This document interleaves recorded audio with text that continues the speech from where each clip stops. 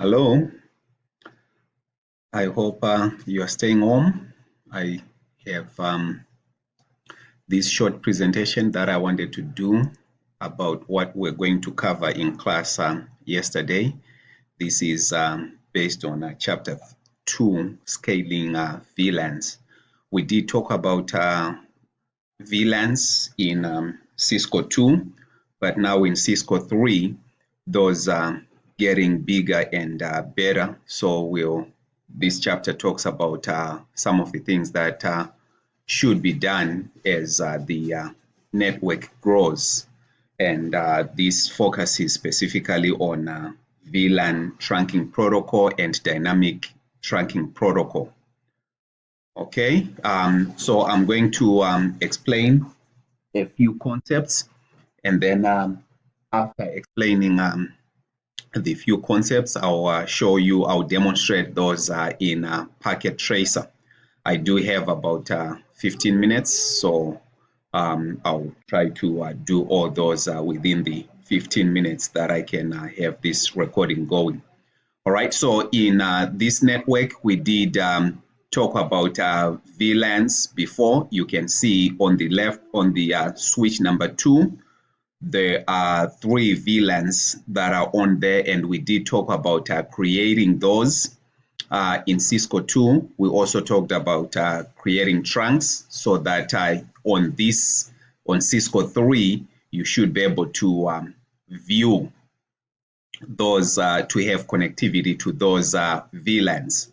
But what we are doing now is if the network is growing, you can add another switch in there.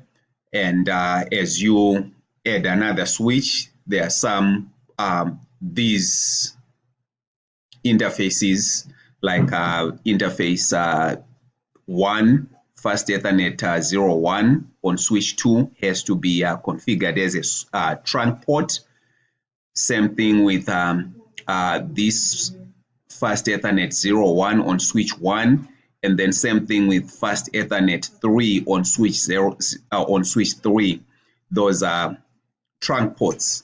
We did talk about some of that, so that should be a revision as far as those are concerned. But what we are doing now is we are adding servers, VTP server, VLAN trunking protocol servers.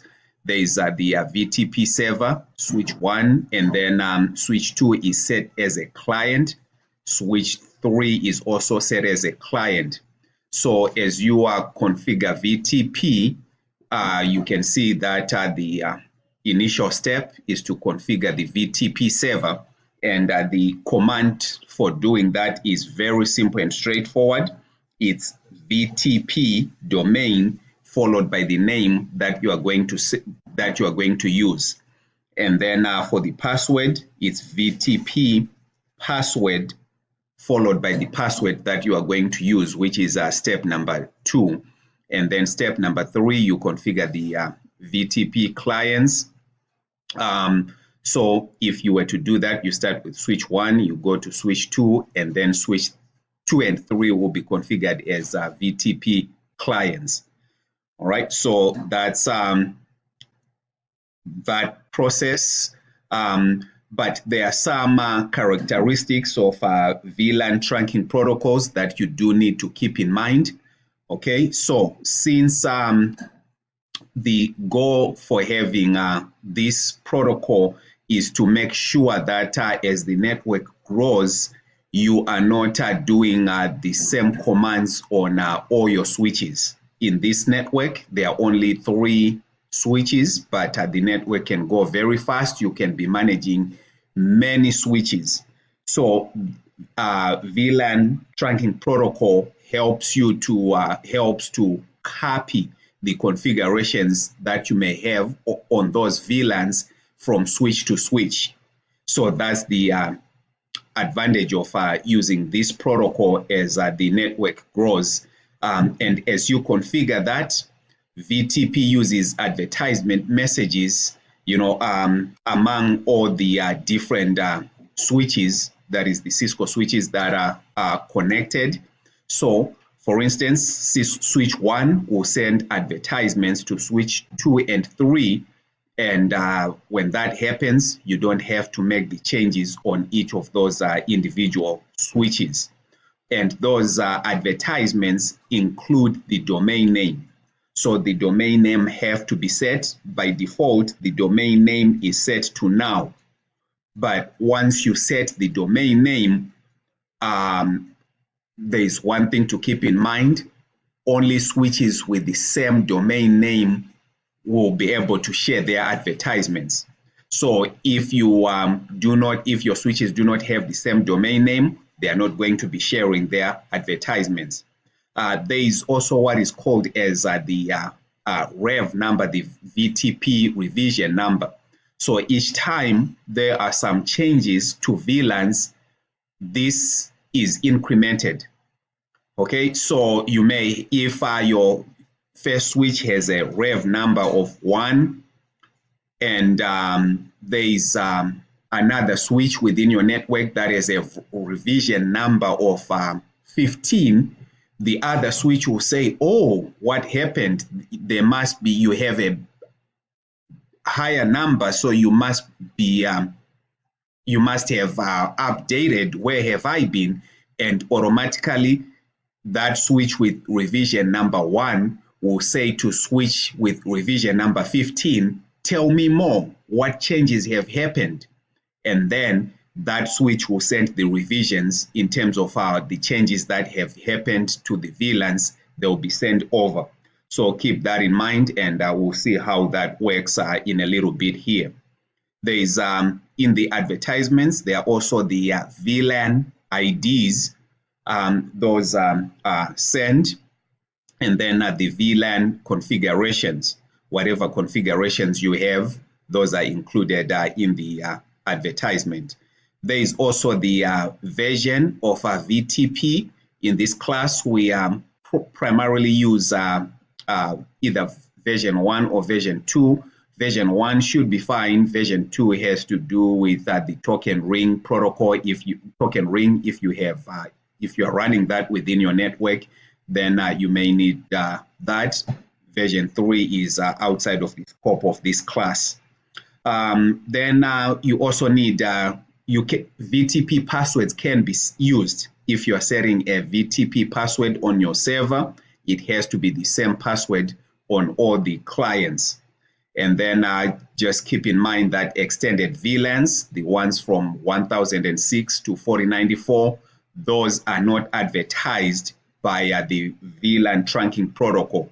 So if you wanted your VLANs to be advertised, you have to stay away from the extended VLANs. All right, in terms of the VTP modes, I'll talk about 3 modes. The first one is the VTP server. With the VTP server, whatever switch you have set as a VTP server, it will give you the ability to add or to remove or to modify VLANs. So only the VTP server has that ability. You can view the PowerPoint later. I also have the PowerPoint in the modules. I'm just highlighting the main things here. You can read the chapters as well as the PowerPoint later.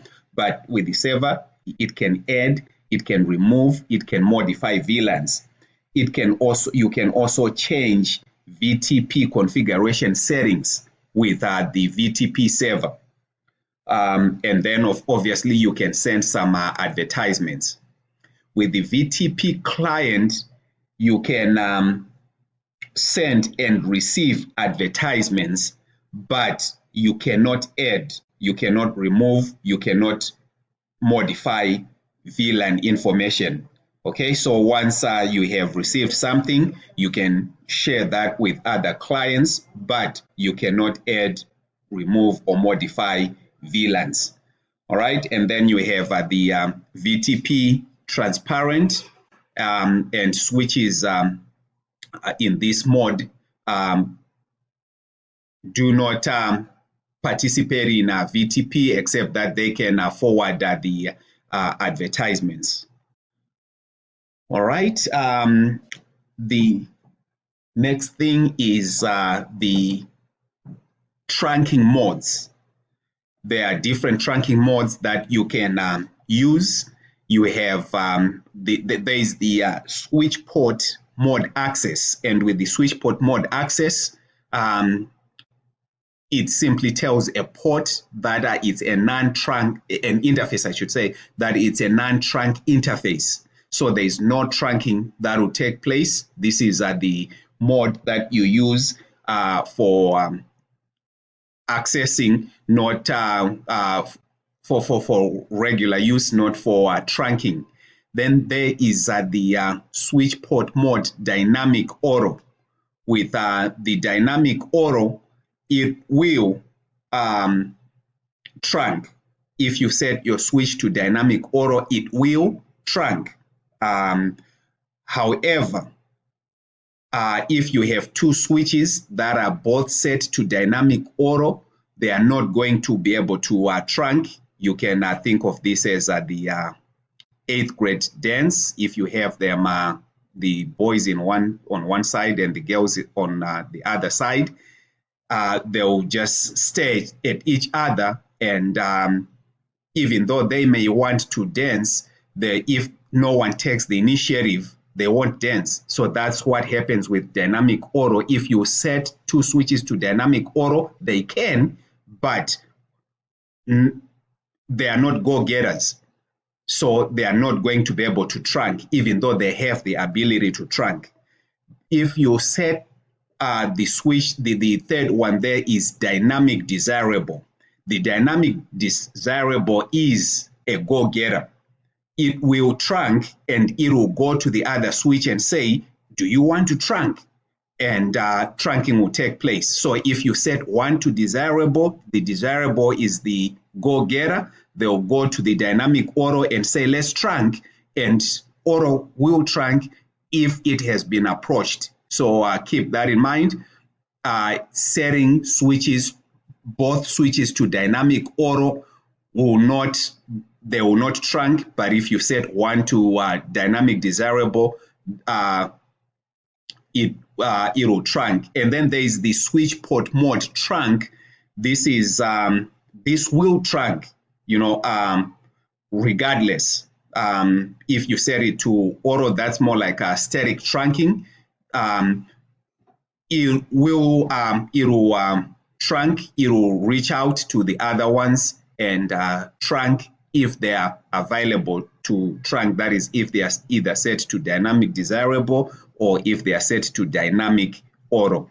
And of course, there is the switch port non-negotiate, which prevents the interface from generating any dynamic trunking protocol frames. All right, so setting those correctly is important.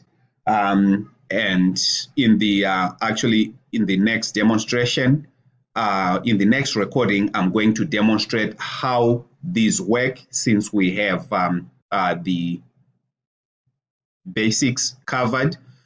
We'll demonstrate that and see the different commands that can be used in using VLAN trunking protocol and dynamic trunking protocol. All right, so watch out for the next recording that will demonstrate the things that I just talked about.